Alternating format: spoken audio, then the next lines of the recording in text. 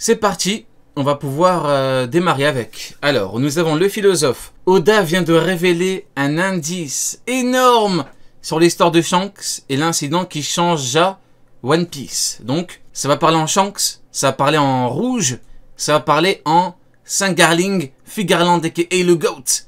Si un amiral vous emmerde, on n'appelle pas Kainu, on n'appelle pas le Gorosei, on n'appelle personne, on appelle un seul mec, c'est Singarling Figarland. C'est lui qui les punit. Singarling Figarland est là pour punir les amiraux.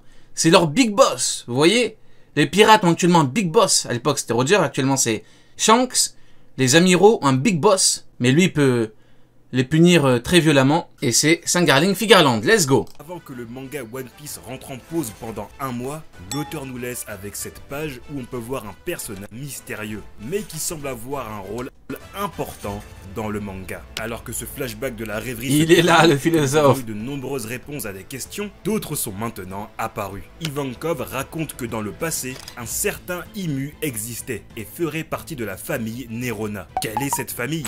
Et comment ne pas parler de Garling Figarland, l'ancien roi de... C'est bon? Ok, parfait, nickel, let's go. God Valley. Ce qui alimente encore une fois la fameuse théorie de Shanks, descendant de dragons célestes originaires de God Valley. Les nouveaux séraphins entrent en scène et se dirigent... Masterclass le chapitre. Hein. Alors vous me connaissez, Singarling Figarland est un personnage que j'admire énormément, que j'apprécie énormément. Mais de là à dire que Shanks fait ce qu'il fait grâce au fait que ce soit son fils, c'est une énorme dinguerie.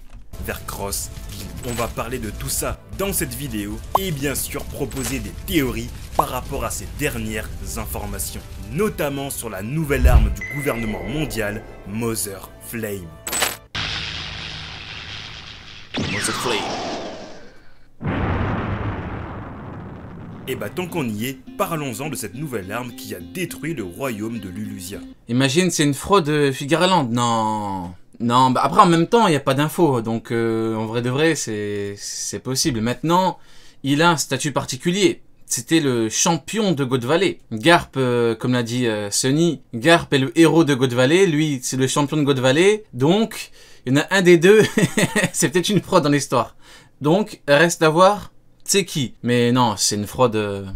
Bah du coup je vois même pas l'intérêt de l'introduire comme ça, le Garling. Tout commence par cette discussion entre les 5 doyens dans la salle de l'autorité. Comme d'habitude, les moments de discussion entre les 5 doyens sont des moments de hype et de mystère. Mais cette fois, on a atteint un tout autre niveau avec la révélation de leur nom.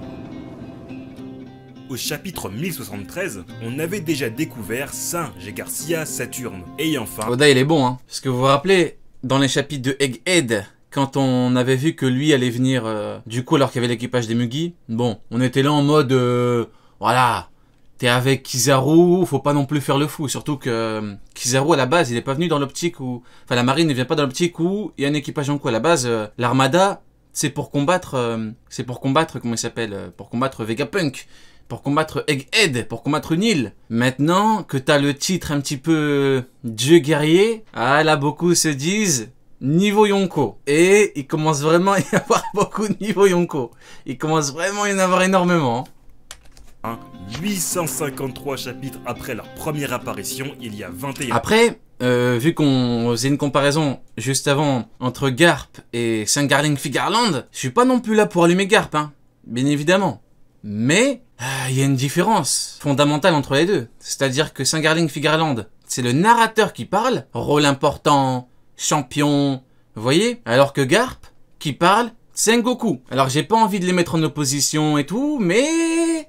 D'un côté, t'as le narrateur qui parle, donc un mec qui s'y connaît quand même, plus ou moins, on va dire. D'un autre côté, t'as Kizaru, qui n'est pas très objectif, vu que c'est le pote de Garp. Bizarre. Et un an, leur 5... Tu penses quoi de Kizaru, Séraphin et Garcia contre les Mugi?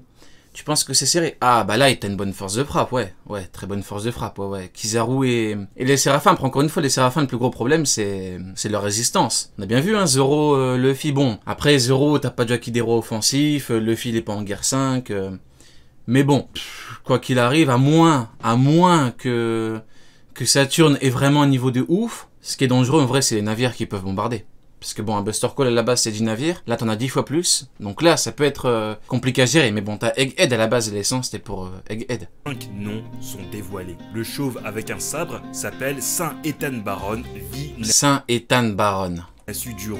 Le grand blond se nomme Saint Shepard. Ça me termine en ce moment, il y a une hype autour de lui parce qu'il a une épée, c'est formidable.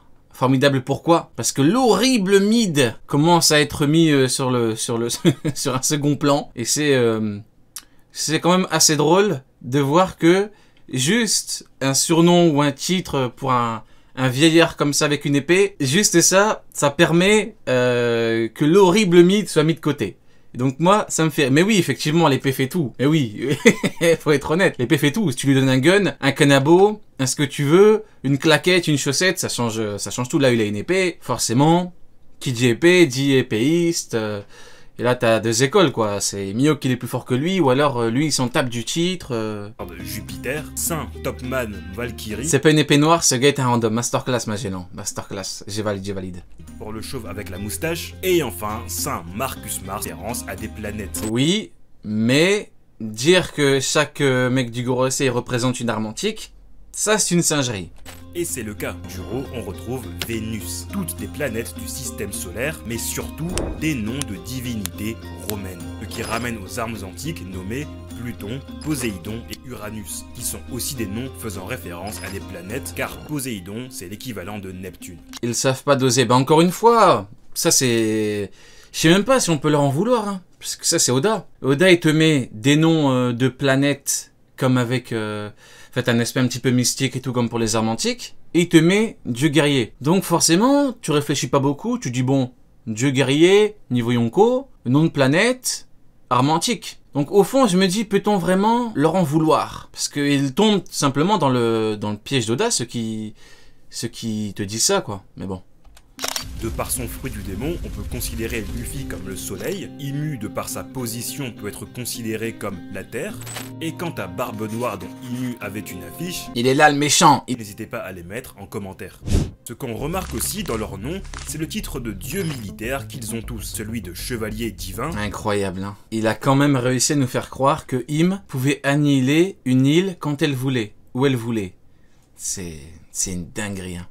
Tout ça pour qu'à la fin... l'horrible Im dise on va utiliser l'arme de Vegapunk. Il a raison, Sunny. Hein. Le GM, sans Vegapunk, c'est une association de quartier. Hein. C'est un nouveau titre. Tu retires Vegapunk, c'est... Je sais même pas comment ils font. Je sais pas, honnêtement je sais pas. Du gouvernement mondial qui nous est présenté. Ainsi on commence à comprendre l'organigramme du gouvernement mondial. Chacun d'entre eux ont des responsabilités dans des domaines du monde. L'agriculture, la finance, la justice, l'environnement et la défense scientifique pour G. Garcia Saturne. On remarque que le dieu des finances... La défense scientifique alors que Vegapunk fait tout le boulot. Vous vous rendez compte ces escrocs? Dieu guerrier de la défense scientifique. Son travail se limite à quoi? À rien. Enfin, ça se limite à quoi? À dire merci à Vegapunk. C'est très grave, hein, je vous jure, c'est très grave. Hein. Toutes leurs armes... toute leur technologie avancée, c'est un mec, Vegapunk. Lui, on sait même pas à quoi il sert. Celui qui ressemble à un habitant de oui, Wano. des escrocs, D'ailleurs, oui. il possède un sabre ressemblant au Kitetsu de Wano forgé par les habitants de ce pays. Ce même pays... Ah, j'aimerais trop, lui, avec une épée noire. Il y en a qui chassent les Yonko, nous on va chasser les épées noires. Et Garling, avec une épée noire. Ça peut être pas mal. Il était connu comme étant le pays de l'or. Donc peut-être qu'il y a un rapport avec le fait qu'il soit le dieu militaire de la finance. Saturne étant le dieu militaire de la défense scientifique et donc celui qui est en charge des affaires de Egghead. Ce pourquoi c'est lui qui s'est rendu sur cette île pour régler le cas de Vegapunk. D'ailleurs, son cas sera au cœur de leur discussion, car rappelez-vous qu'à ce moment-là, le satellite York avait déjà contacté les doyens pour dénoncer les recherches interdites du scientifique. Les doyens estiment qu'il faut... J'ai l'impression, ça fait 6 mois Egghead. Entre-temps, on a eu quoi? On a eu Garp, en fait. En fait, c'est Garp qui a vraiment mis un frein au truc. Bon, après, t'as eu la rêverie, mais... On avait Egghead, après, il y a eu une pause avec Garp. Ouais, après Garp sur la rue, c'était une dinguerie. C'est vrai que c'était une dinguerie, hein. Galaxy Impact... et l'horrible Pouin qui est toujours debout, et aucune trace de résidus, de ne serait-ce que de résidus de Haki des Rois, c'est vrai que ça date la ruche. Hein. J'ai vraiment envie de voir il y a quoi là-bas. Faudrait d'abord voir le résultat des recherches Egghead avant de prendre une décision. Et quoi de mieux qu'un test en conditions réelles? C'est Imu qui ordonnera l'utilisation de Mother Flame sur des civils. D'ailleurs, on voit que les 5 doyens... Et Shanks Kid, bien évidemment, hein. Shanks qui a one-shot Kid grâce à sa carte d'identité, hein. Singarling Shanks, hein, bien évidemment. C'est bien connu. Pas l'air ravis de cette idée. Eux voulaient plutôt la tester en mer ou dans une forêt, mais ils obéissent aux ordres du créateur. On a vraiment ici l'impression de voir un enfant gâté et des parents qui font tout pour gérer les écarts de cet enfant. Quand les doyens demandent pourquoi Lulusia, Mu dira simplement que c'est le royaume le plus proche. Donc la destruction de Lulusia avait été décidée avant que Sabo... Pourquoi Lulusia? C'est à côté, simple, efficace. ...soit sur cette île. Expliquant alors au chapitre 1060, Sabo a tout simplement eu de la malchance. L'un d'entre eux parlait aussi du destin de Sabo. Et c'est à noter... je vois un homme malchanceux. Non, c'est le destin. Parce qu'on remarque que dans ce même chapitre, un des doyens dit que Sabo est un homme au destin chargé. Le nom Mother Flame a dû vous faire avoir pas mal de questions, car souvent les armes conçues par des scientifiques ont des noms qui ont un rapport par rapport à l'invention. Les séraphins qui dans la Bible sont des anges et ont donc des ailes, tout comme les lunariens qui composent l'ADN des séraphins. Oh, l'équipe de vainqueurs, c'est une dinguerie, hein. Vous voyez, quand on les voit comme ça, faut être honnête, qu'est-ce qui les carry? T'as un truc qui les carry à mort, c'est le fait qu'on ait les gènes de King. C'est tout. Le reste, en fait, c'est des Shichibukai comme on les a connus, mais en version enfant. Ce qui les carry, c'est une caractéristique, parmi tant d'autres, de King l'Incendies, le patron. Le mec est tellement fort que Zoro, il a pété un plomb, il a dit « je vais devenir le roi des enfers ». Et après, carrément, il a vu la mort. Eh ouais, King, hein. Enfin, les Smiles, qui en cas d'échec, force un sourire éternel à ceux qui l'ont mangé. Alors pourquoi Mother Flame? Moi, ce nom... Et maintenant, t'as des vieillards, ils peuvent individuellement prendre 3 ou 4 kings, tout va bien, dans le meilleur des mondes. Vous vous rendez compte, il y a même pas... c'était il y a quelques mois King, allez, quoi, peut-être 1 an max. Allez, il y a 1 an King, c'était l'un des big boss d'Onigashima, mais maintenant t'as Saturne, il en prend 3. La folie les gars, la folie de l'homme, hein. On me rappelle ce que Lilith avait dit au chapitre 1065. Elle disait Incroyable. Que l'énergie servant à alimenter tout ce qu'il se passe sur 1 an et demi, ouais, ça passe vite, hein. Egghead était le feu. Zoro, il allait mourir. Vous vous rendez compte? Il allait dead, inerte au sol pour le battre, King. Mais non, King, c'est une merde. Bah oui, bah forcément, Kizaru, il en prend 3. Kizaru s'est chié dessus contre Marco. Marco l'a dégagé. Il a même pas voulu repartir le combattre, hein. Mais non, il en prend 3, bon... Forcément. Lilith dit rêver d'une flamme qui ne s'éteint jamais. Pendant qu'on y est. De créer un véritable soleil. Plus tard, au chapitre 1067, Vegapunk parlait du géant de fer créé il y a 900 ans. Topman, il prend 3 €. Rien que le blaze. Rien que le nom. Topman. Topman, il prend 3 €. La folie. T'imagines, Zoro, il arrive à Kidero offensif et Topman, il fait pareil. Tu pètes un câble. Et le c'est une dinguerie. Topman avec son big crâne. T'imagines, il te l'a fait à la Don Shinjao, Akidero offensif sur le crâne. Non, c'est grave. Expliqua que c'est grave, c'est grave. Ses très grave, les gars. Et connaissances, il n'a jamais réussi à reproduire la source d'énergie qui alimentait ce robot. Et donc, si cette énergie est la même flamme que recherche Lilith, alors Mother Flame pourrait être une réplique de ce géant de fer. Ce que le scientifique a pu produire de mieux en poussant ses recherches au maximum. Alors ça n'aura peut-être pas la même forme ni le même mode d'attaque, mais dans l'idée, Vegapunk se serait inspiré de là. Il y a aussi la possibilité que ce soit une tentative de recréation d'une arme antique, ou une arme pouvant contrer une autre arme antique, comme les plans de Pluton qui se transmet de génération en génération par les charpentiers de Water 7. Peut-être que cette fois-ci, vu qu'il s'agit d'une arme venant... Mais de toute façon, encore une fois, il avait dit, Lucci, je sais pas, il y a des gens... Des fois, ils veulent pas écouter les... Il y a des infos, c'est des infos, c'est capital. Il a dit, le GEM veut les armes antiques pour éradiquer la piraterie. Qu'est-ce que ça veut dire? T'as encore des gens en 2023, ils te disent quoi? Je vous promets, on m'a envoyé un TikTok tout à l'heure, j'ai pété un câble. C'est le mec, il dit quoi? Il dit, ouais, mais... En fait, Im, elle a ce niveau-là, les mecs du Gorosei, ils ont ce niveau-là. En fait, le GEM, il est tout puissant. Mais en fait, ils s'en foutent des pirates, hein. Le Yonkou, il les laisse... il a dit quoi? Il les laisse jouer aux enfants dans le Nouveau Monde. Le GM laisse les Yonko jouer dans le Nouveau Monde. Parce qu'en fait, le GM peut écraser les Yonko n'importe quand. C'est de la folie furieuse de dire ça. Alors que Lucci dit bien, on veut les armes antiques. Là, t'as Im, toute content. Im, elle a plus de 800 ans. Plus de 800 ans, elle est contente. Pourquoi? Parce qu'elle a... une réplique d'arme antique, parce qu'elle a Uranus de Wish. Vous vous rendez compte? La folie.